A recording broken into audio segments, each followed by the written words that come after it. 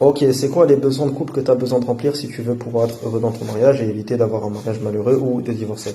Excellente question. Alors déjà, ce qu'il faut comprendre, c'est qu'on a des besoins parce que notre corps a des besoins. Si certains éléments ne sont pas remplis au niveau biologique, on meurt. Notre corps, il a besoin d'éléments pour fonctionner. Donc c'est de là que se construisent tous nos besoins. Et à partir de là, il y a des besoins plus complexes qui vont se créer.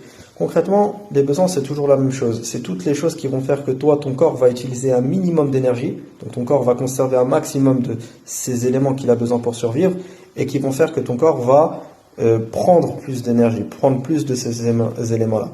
Et c'est pour ça que les besoins de couple, c'est très important parce que ça permet d'avoir une personne extérieure à nous-mêmes qui permet à notre métabolisme de faire le plein de ressources sans qu'il ait à consommer dans ses propres réserves.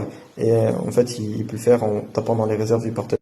Et à partir de là, il y a tout un tas de débats sur quels sont ces besoins plus complexes, etc. Il y a même plusieurs mouvements. Mais nous, dans notre cabinet, on prend la théorie de Willard Harley. Pourquoi? Parce que Willard Harley, c'est quelqu'un du terrain, c'est quelqu'un qui a aidé énormément de couples. Et en aidant énormément de couples, il a constaté qu'il y avait 10 grands besoins qui revenaient dans le mariage. Je vais te les citer. Mais avant de te les citer, je te précise juste que ces besoins, il y en a qui reviennent plus chez les hommes, il y en a d'autres qui reviennent plus chez les femmes, mais ça peut être mixte, c'est-à-dire qu'il peut y avoir des besoins qui sont plus souvent chez les femmes, qui reviennent chez les hommes et inversement. Et donc du coup, d'après Willard Harley, les 5 besoins qui reviennent le plus chez les femmes, c'est 1, le besoin d'affection, 2, le besoin de conversation intime, 3, le besoin d'investissement familial, 4, le besoin de soutien financier, et 5, le besoin de transparence et d'honnêteté.